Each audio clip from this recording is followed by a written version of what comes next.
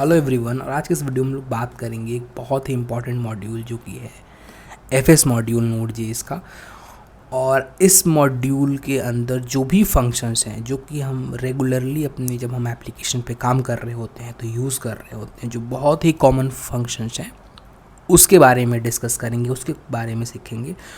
लेकिन पूरा FS module को समझने से पहले एक चीज़ हमें समझना होगा, वो है ये POSIX फंक्शन। क्योंकि नोड.जेएस कहता है कि नोड.जेएस फाइल सिस्टम को इनेबल करता है POSIX स्टैंडर्ड में। ये क्या होता है POSIX स्टैंडर्ड और ये सिस्टम बिहाइंड द सीन कैसे काम कर रही होती हैं, इसके बारे में थोड़ा सा हम डिस्कशन कर लेते हैं। देखो, किसी भी सिस्टम को समझने के लिए उसके थोड़े से इंटरनल्स को जानना बहुत ज़रूरी है, ठीक है। नोड.जेएस का जो एफएस मॉड्यूल है वो C++ के कोड का लेयर यूज़ करता है हमारे सिस्टम से बात करने के लिए। हम जानते हैं कि नोड.जेएस डायरेक्टली फाइल को एक्सेस नहीं कर सकता। नोड.जेएस ऑपरेटिंग सिस्टम से को कॉल करता है और ऑपरेटिंग सिस्टम उसको पर्टिकुलर रिसोर्स प्रोवाइड करता है। होता क्या है कि नोड.जेएस का जो लेयर है जो कि C++ में लिखा हुआ है, वो लेयर कॉल करता है ऑपरेटिंग सिस्टम को कि हमें ये फाइल को एक्सेस करना है, ये फाइल को रीड करना है, ये कंटेंट को इस पर्टिकुलर फाइल में रखना है। इस तरीके से वो एक्सेस करना चाहता है। अब हमारे पास जो ऑपरेटिंग सिस्टम है वो डिफरेंट टाइप के हैं। हम जानते हैं कि एक तो होते हैं यूनिक्स बेस्ड ऑपरेटिंग सिस्टम, जो कि लिनक्स हो सकता है और मैक हो सकता है, आपका उबंटू हो सकता है। ये जो सारे ऑपरेटिंग सिस्टम है ये यूनिक्स बेस्ड ऑपरेटिंग सिस्टम है। दूसरा है हमारा विंडो, जो कि माइक्रोसॉफ्ट के द्वारा बनाया गया एक ऑपरेटिंग सिस्टम है। तो इन दोनों ऑपरेटिंग सिस्टम में जो फाइल हैंडलिंग का तरीका है वो डिफरेंट है। आप ऐसे समझो कि एक जो सिस्टम है वो एक फ़ाइल को अलग तरीके से रीड करता है, अलग सेट ऑफ पैरामीटर्स यूज़ करते हैं क्यों, और दूसरा जो ऑपरेटिंग सिस्टम है वो अलग सेट ऑफ पैरामीटर्स यूज़ करते हैं। तो अगर नोड.जेएस को एक कंसिस्टेंट एप्लीकेशन बनना है, यानी सारे प्लेटफॉर्म पे एग्जीक्यूट करना है, तो उसे एक ऐसा सिस्टम डेवलप करना पड़ेगा जिसके कारण वो मल्टीपल ऑपरेटिंग सिस्टम पे कंपैटिबल हो और वो उसके ऊपर रन कर सके। यहीं पे आता है हमारा POSIX स्टैंडर्ड, ठीक है। POSIX स्टैंडर्ड क्या कहता है? POSIX स्टैंडर्ड होता है पोर्टेबल ऑपरेटिंग सिस्टम इंटरफेस। और POSIX स्टैंडर्ड क्या कहता है कि नोड.जेएस जो कि एक जावास्क्रिप्ट रन टाइम है, उसको अगर एक्सेस करना है अंडर लेयर जो रिसोर्सेस हैं, तो उस रिसोर्सेस को एक्सेस करने के लिए उसको एक इंटरफेस प्रोवाइड करता है जिसके थ्रू वो अलग अलग तरीके के ऑपरेटिंग सिस्टम के ऊपर वो सारे ऑपरेशंस को परफॉर्म कर सके, ठीक है। यहाँ पे एक आप ऐसा समझ लो कि एक इन्वायरमेंट प्रोवाइड करता है। और थोड़े से अगर मैं लो लेवल लैंग्वेज में बात करूँ तो वो सारे फंक्शंस दोनों ऑपरेटिंग सिस्टम के कंपैटिबिलिटी के हिसाब से लिखे हुए हैं। तो नोड.जेएस का इन्वायरमेंट जो भी होगा उसकी अकॉर्डिंग वो डिसाइड करेगा कि कौन से सिस्टम को कॉल करना है, कौन से फंक्शंस को कॉल करना है जो कि ऑपरेटिंग सिस्टम के कंपैटिबल हो, और उसके थ्रू वो फाइल को रीड करेगा या राइट करेगा, ठीक है। यहाँ तक तो हमने समझ लिया कि क्या है वो POSIX सिस्टम। अब चलते हैं हम अपने नोड.जेएस के डॉक्यूमेंटेशन में। तो नोड.जेएस के डॉक्यूमेंटेशन में अगर आप जाएंगे तो आप यहाँ पे देख सकते हो कि यहाँ पे बहुत सारे फंक्शंस लिखे हुए हैं जो कि फाइल से रिलेटेड ऑपरेशन को परफॉर्म करते हैं।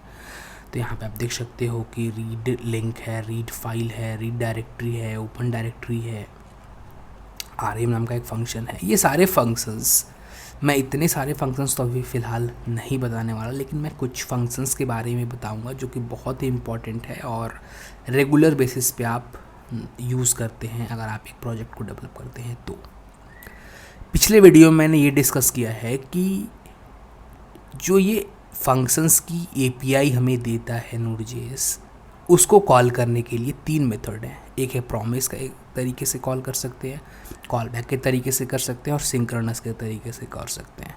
इसका ट्रेड ऑफ क्या है मैंने पिछले वीडियो में डिस्कस कर लिया है। इस वीडियो में हम कोड करके एक चीज़ों को समझने वाले हैं कि कैसे हम फाइल सिस्टम की API को कॉल कर सकते हैं और डेटा को एक्सेस कर सकते हैं। तो यहाँ पर मैं आ गया अपने VS कोड पे, और VS कोड पे हम देखने वाले हैं कैसे हम वो सारे ऑपरेशंस को परफॉर्म कर सकते हैं। तो यहाँ पर मैंने एक फ़ंक्शन बना लिया है मेन नाम का, और इस फंक्शन में मैं आपको एक एक करके एक्सप्लेन करूँगा कि कैसे हम राइट कर सकते हैं फाइल में, रीड कर सकते हैं, ओपन कर सकते हैं। तो यहाँ पे जो एफ मॉड्यूल है उसके अंदर कुछ फंक्शंस हैं, कुछ बिल्ट इन फंक्शंस हैं जिसके थ्रू हम ये सारे ऑपरेशंस करते हैं। तो यहाँ पे जो फंक्शन है उसका नाम है राइट फाइल, और राइट फाइल फंक्शंस में हम पाथ देते हैं कि कौन सा फाइल हम लिखना चाहते हैं। ठीक है, तो यहाँ पे हम देते हैं फाइल का नेम। तो फाइल का नेम हो सकता है example.txt। राइट फाइल फंक्शन करता क्या है कि अगर वो फाइल एग्जिस्ट करता है तो उसे डायरेक्टली ओपन करेगा और उसमें कंटेंट को राइट करना स्टार्ट करेगा। अदरवाइज़ राइट फाइल उस पर्टिकुलर फाइल को क्रिएट करता है और उसके बाद उस पर्टिकुलर कंटेंट जो कि अभी हम पास करने वाले हैं उसके सेकेंड आर्ग्यूमेंट में उसको राइट करता है। तो यहाँ पे हम देते हैं हेलो फ्रॉम YT। ठीक है, और मैं इस प्रोग्राम को रन करता हूँ। जैसे ही मैंने इस प्रोग्राम को रन किया था, आप देख सकते हो कि यहाँ पे एक example.txt नाम का एक फ़ाइल क्रिएट हो चुका है और इस फाइल में हमें हेलो फ्रॉम YT कंटेंट देखने को मिलता है। राइट फाइल जो होता है वो डेटा स्ट्रिंग में ले सकता है, बफर में ले सकता है, एरे बफर हो सकता है। इस तरीके से हम डेटा को हम राइट फाइल में पास कर सकते हैं। तो आपने अगर बफर का वीडियो नहीं देखा तो आप चाहे तो बफर का वीडियो भी देख सकते हैं। तो अभी के लिए अगर मैं यहाँ पे बफर में रखने की कोशिश करूँ तो बफर डॉट फ्रॉम, और मैं सीधा इसमें वैल्यू रख सकता हूँ तो हेलो, और यहाँ पे हम बताते हैं कि कौन क्या इनकोडिंग है। तो यहाँ पे हम बताते हैं UTF-8। और अगर मैं इस प्रोग्राम को रन करने की कोशिश और अगर मैं इसको रन करूँ तो आप देख सकते हो कि जो मैंने अभी टेक्स्ट दिया हुआ है इसको हेलो, वो यहाँ पे हमें देखने को मिलता है।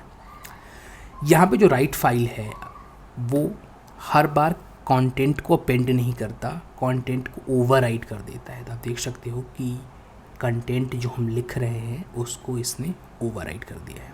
अभी हम बाद में बात करेंगे कि अपेंड कैसे करते हैं कंटेंट को। इससे पहले हम कुछ और फंक्शंस के बारे में जान लेते हैं। एक और फंक्शन है जो कि है रीड फाइल, क्योंकि हमने राइट तो कर दिया उस फाइल में। अगर हम उसके कंटेंट को रीड करना चाहते हैं तो fs.read फाइल नाम का एक फंक्शन है जिसमें हम पाथ देते हैं। तो मैं यहाँ पे सेम डायरेक्टरी यूज़ करने वाला हूँ और // से करंट डायरेक्टरी को फॉलो करेगा और example.txt मैंने यहाँ पे लिख दिया है। अब इसके पास होता है हैंडलर। तो ये जो रिटर्न करता है वो है हैंडलर। तो यहाँ पे हैंडलर है एक बफर, और हम जानते हैं कि बफर से अगर हमें डेटा को निकालना है तो हमें handler dot to string method को कॉल करना होगा। और अगर मैं इस कोड को रन करूं तो आप देख सकते हो कि यहाँ पे टर्मिनल पे हमारे पास हेलो देखने को मिलता है। ठीक है, तो इस तरीके से हम फाइल में राइट कर सकते हैं कंटेंट को और उसके बाद हम रीड कर सकते हैं।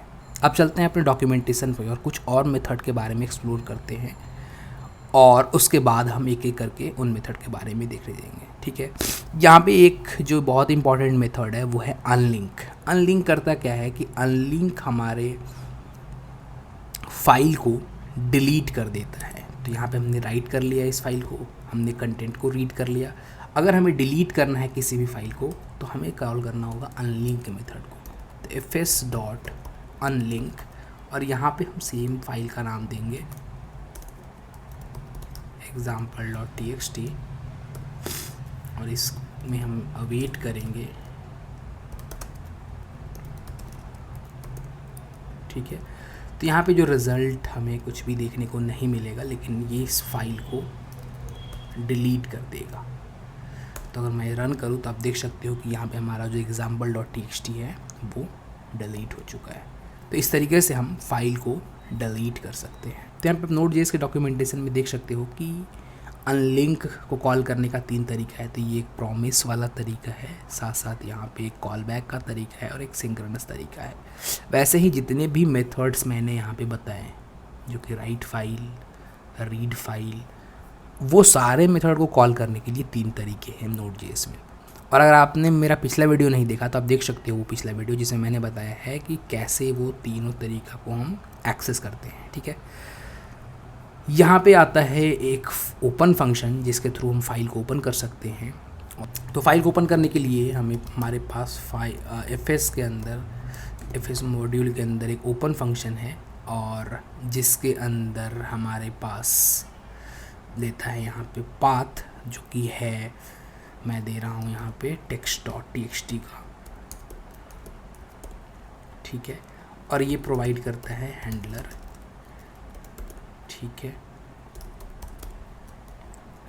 और इस हैंडलर के थ्रू हम और भी बहुत सारे मेथड है उसको कॉल करके अपने फाइल के कंटेंट को भी रीड कर सकते हैं। तो हैंडलर डॉट आप देख सकते हो कि यहाँ पे रीड फाइल, जो कि मैंने ऊपर आपको डायरेक्टली रीड करके दिखाया है, राइट फाइल यहाँ पे फंक्शन होगा। वो सारे फंक्शंस जो कि यहाँ पे मैंने एफ मॉड्यूल के अंदर डायरेक्टली आपको कॉल करके दिखाया, वो हमें देखने को मिलता है। तो यहाँ पे जो ओपन फंक्शन है वो फर्स्ट आर्ग्यूमेंट में तो फाइल का नेम लेता है जिसको आपको ओपन करना है या फिर कंटेंट को राइट करना है। सेकंड आर्ग्यूमेंट में लेता है वो फ्लैग वो होता है मोड। आप ऐसे कह सकते हो कि इसे किस उसमें ओपन करना है। तो यहाँ पे आप देख सकते हो कि यहाँ पे आर एक फ्लैग है, और आर का मतलब होता है रीड मोड में इसको ओपन करना है। तो अगर मैं फ्लैग को आर कर दूँ तो ये फाइल जो है वो रीड मोड में ओपन होगा। तो अगर मैं राइट फाइल करने की कोशिश करूँ, ठीक है, तो आप देख सकते हो कि यहाँ पे हमारे पास एरर आएगा, जो कि है बैड फाइल डिस्क्रिप्टर राइट, क्योंकि यहाँ पे जो हैंडलर है उसको इस पर्टिकुलर फाइल के अंदर राइट करने का परमिशन नहीं है, ये केवल रीड कर सकता है। वैसे ही अगर राइट में ओपन करूँ मैं, तो आप देख सकते हो कि यहाँ पे जो राइट मोड में ये फाइल सक्सेसफुली एग्जीक्यूट हो गया और यहाँ पे हेलो हमें देखने को मिल गया। तो इस तरीके से आप रीड कर सकते हैं, राइट कर सकते हैं, ओपन करके किसी भी फाइल को राइट कर सकते हैं, रीड कर सकते हैं। उसके बाद Node.js में बहुत एक इम्पॉर्टेंट कॉन्सेप्ट है, वो है स्ट्रीम करना क्या होता है, थोड़ा सा हम उसको समझ लेते हैं। तो फॉर एग्जांपल यहाँ पे आपके पास एक बहुत बड़ा फाइल है और इसमें बहुत सारे कैरेक्टर लिखे हुए हैं, फॉर एग्जांपल 100 के कैरेक्टर्स लिखे हुए हैं, और ये फाइल हो सकता है 10 GB का हो। ठीक है, तो अगर ये 10 GB के फाइल को अगर आपको रीड करना है Node.js के थ्रू, तो आपके सिस्टम में 10 GB के अराउंड मेमोरी होनी चाहिए, क्योंकि हम जानते हैं कि पूरे के पूरे फाइल को जब हम रीड करते हैं, जब हम उसके कंटेंट को रीड कर रहे होते हैं, तो उस पर्टिकुलर फाइल के डेटा को रैम में कॉपी किया जाता है और उसके बाद हमारे जो ऑपरेटिंग सिस्टम है उसके ऊपर ऑपरेशन को परफॉर्म कर रहा होता है। रीडेबल स्ट्रीम और रीड स्ट्रीम क्या होता है, इसका कॉन्सेप्ट क्या होता है कि हम फाइल के डेटा को चंक्स बाय चंक्स में लोड करते हैं। तो फॉर एग्जांपल यहाँ पे एक चंक्स है जो कि एक 10 KB का है, और वैसे ही ये chunks by chunks operating system में लोड होता रहता है। तो यहाँ पे एक और चंक्स, तो यहाँ पे एक और चंक्स है, ऐसे ही chunks by chunks operating system में लोड होता रहता है। तो पूरे फाइल को हम चंक्स बाय चंक्स क्रिएट करते हैं, और वो चंक बाय चंक एक एक करके प्रोसेस होता है हमारे ऑपरेटिंग सिस्टम के द्वारा, और उसको रीड करके हम शो कर रहे होते हैं, दिखा रहे होते हैं। तो यहाँ पे स्ट्रीमिंग के कॉन्सेप्ट में आने वाले वीडियो में डिस्कस करूँगा और बहुत सारी चीज़ों को समझाने की कोशिश करूँगा, और बहुत सारी चीज़ें हैं इसमें ताकि मैं समझाऊँ आपको। तो Node.js में अगर हमें किसी फोल्डर को बनाना है तो उसके लिए एक फंक्शन है जो कि है mkdir, और mkdir की मदद से हम एक पर्टिकुलर फोल्डर को बना सकते हैं। तो हम लिखेंगे fs.mkdir, और mkdir के अंदर हम फोल्डर का नाम देंगे। तो फॉर एग्जांपल यहाँ पे fs नाम का एक मैं फ़ोल्डर बनाना चाहता हूँ, तो यहाँ पे मैंने लिख दिया है fs, और अगर मैं इसको रन करूँ तो आप देख सकते हो कि यहाँ पे fs नाम का फ़ोल्डर हमारे पास बन गया है।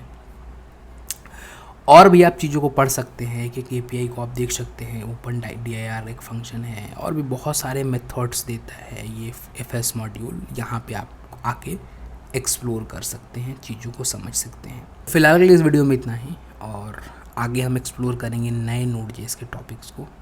Thank you for watching this video.